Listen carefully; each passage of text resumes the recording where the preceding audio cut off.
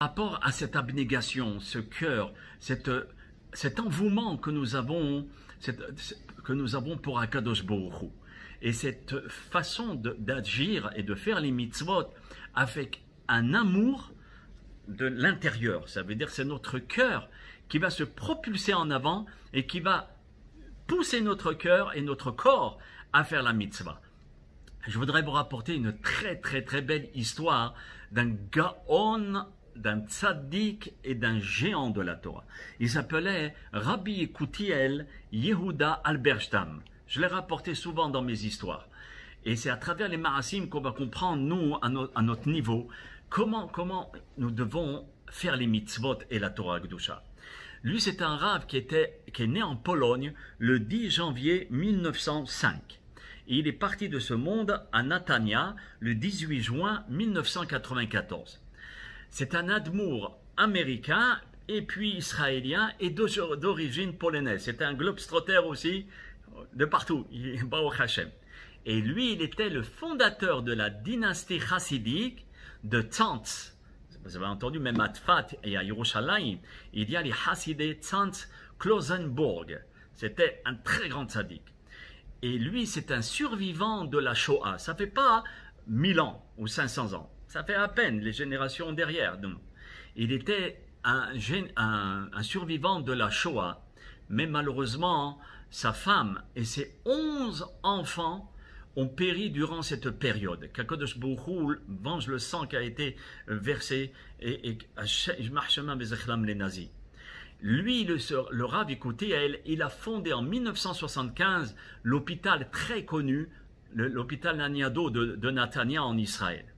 Maintenant, le livre, un beau livre qui s'appelle Ma'ashiv Lashem, qu'est-ce que je peux répondre à Dieu? C'est un très beau livre que je vous conseille.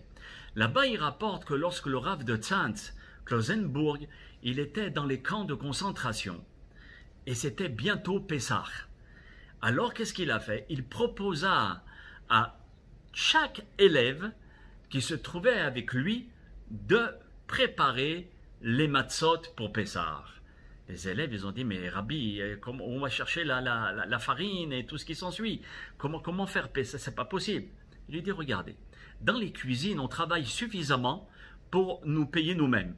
Alors, dans les cuisines des camps de concentration, il y a de la farine. Vous allez les prendre, 2 ou 3 paquets, et Bezrat Hashem, on fera des matzot avec. Très bien, ils sont partis, ils ont pris 2-3 paquets, et ils les cachèrent dans les baraquements là où ils dormaient, les pauvres. Et à ce moment-là, lorsque ils ont caché les sacs de farine, malheureusement, les nazis ont découvert les paquets de farine. Et donc, maintenant, ils étaient peinés, ils étaient très peinés que les nazis avaient découvert le trésor juste avant Pessah. Mais Baruch Hashem, ils étaient quand même heureux. Pourquoi? Parce qu'ils ne se sont pas fait attraper par ces bourreaux. Mais malgré tout, ils étaient peinés de ne pas avoir la farine pour Pessah. Alors à ce moment-là, le Rav, il les a renforcés. Il a essayé de les réconforter et de leur dire, mes chers amis, mes élèves, il ne faut pas vous décourager de cette manière. Et je vous promets que Bezrat Hashem, avec l'aide des cieux, on aura des matzot pour la fête de Pessah. Alors c'est évident que les élèves, ils ont dit, mais Rabbi, comment on va avoir des matzot parce qu'ils ont pris carrément tous les sacs et maintenant ils nous surveillent. Alors, les élèves, ils ne comprenaient pas comment on va pouvoir passer Pessah avec des matzot. Mais ils ont fait confiance à Akadosh Baruch Hu, c'est ce qu'on disait tout à l'heure, la Imuna, et aussi ils ont fait confiance en leur Rav. Cette histoire se passait quelques semaines avant la fin de la guerre, lorsque les Alliés ont commencé à bombarder l'Allemagne. Et ils commençaient à bombarder de partout, et tous les sites allemands.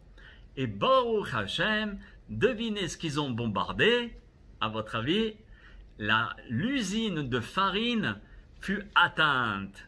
Maintenant, les nazis qui voient carrément toute la farine propulsée dans tous les sens, alors ils ont choisi des prisonniers pour déblayer toutes les sacs de farine, tous les décombres, etc. Donc Hachem, il a fait le premier miracle. Le premier miracle, c'était quoi? De bombarder déjà l'usine de farine. Le deuxième miracle, écoutez bien, c'est qu'il s'est réalisé de cette manière. C'est que le Rav et les élèves, c'est eux qui ont été choisis et nommés parmi tous les détenus afin de déblayer l'usine de farine. Deux miracles en un coup. Là, les élèves ils se sont dit, waouh, déjà on commence à comprendre la promesse de Rabbi Yekutiel. Et ça leur a permis de ramener de la farine dans les baraquements et de reconstituer le trésor qui est pour Pessah. C'était quelques jours, même pas. Ensuite, le soir est venu et ils ont commencé à faire un petit feu.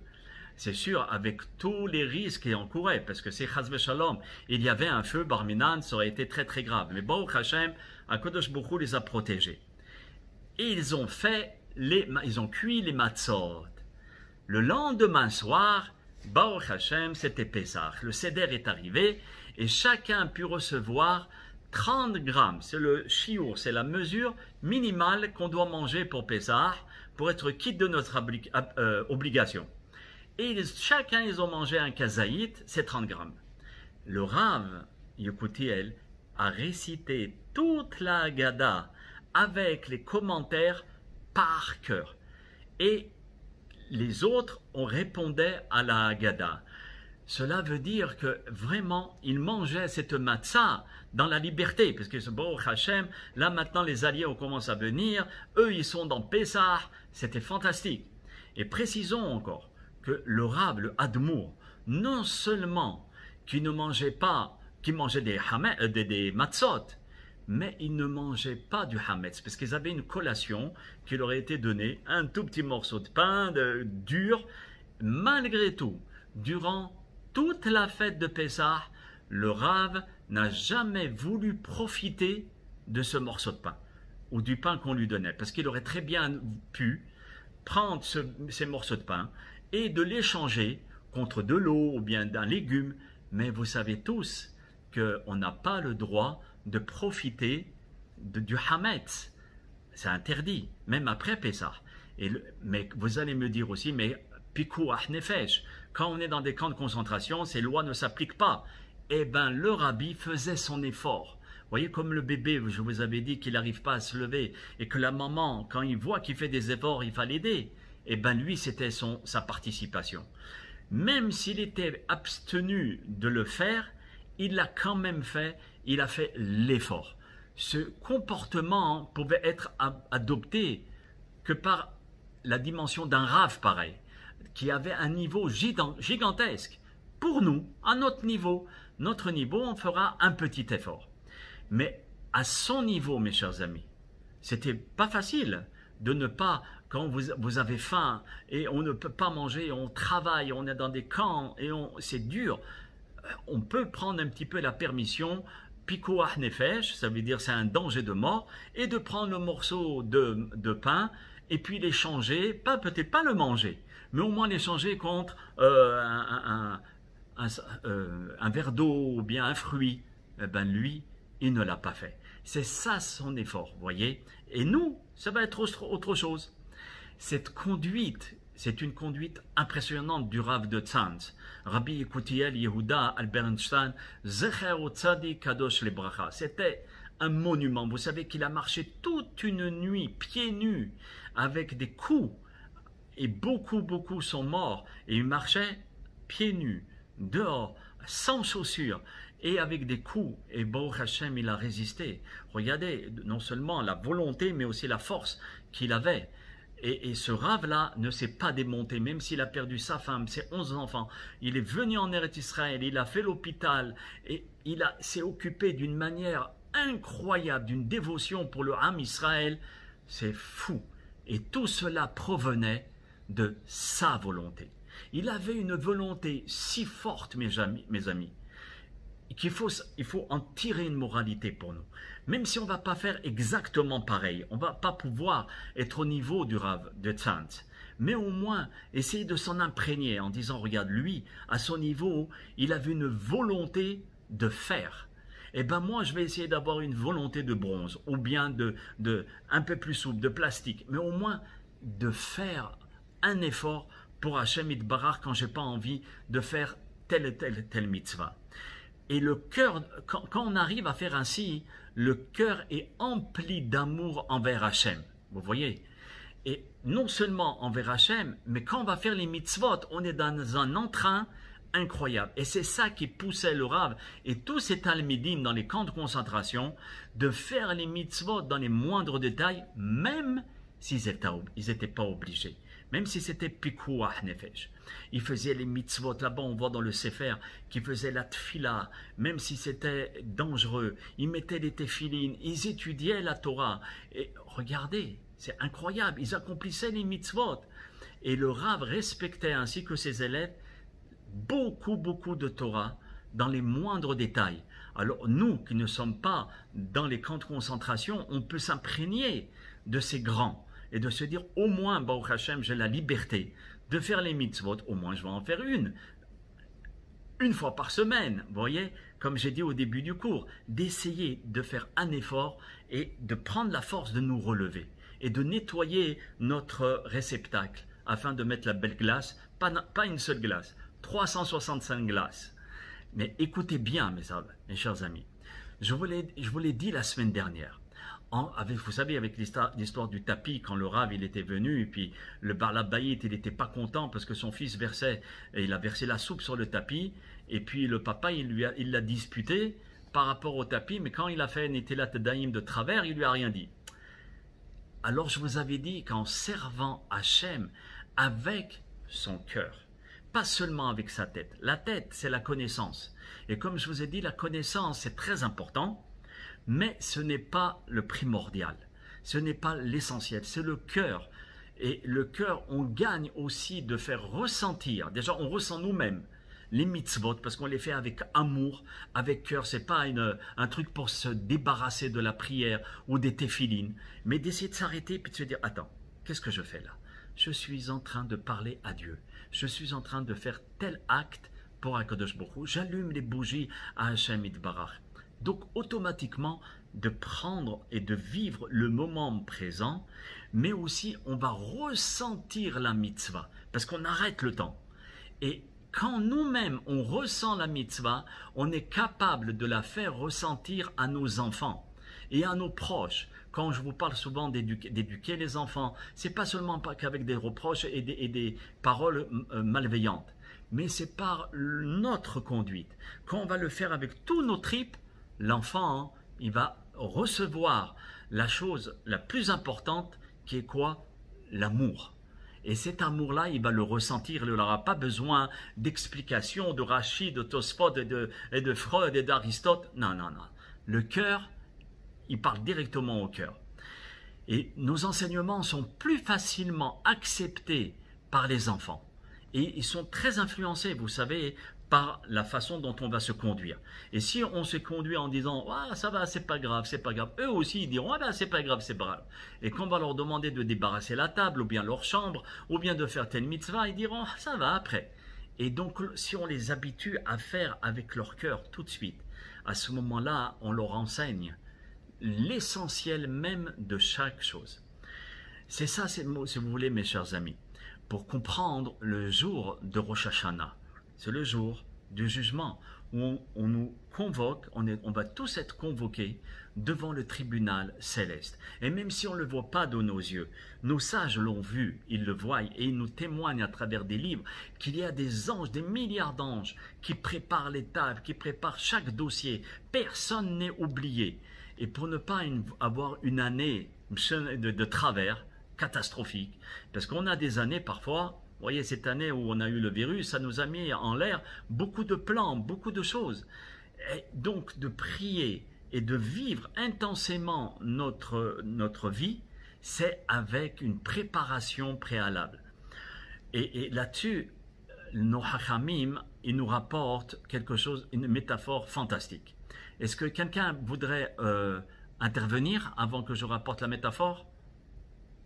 on rapporte une métaphore dans le Midrash Rabbah.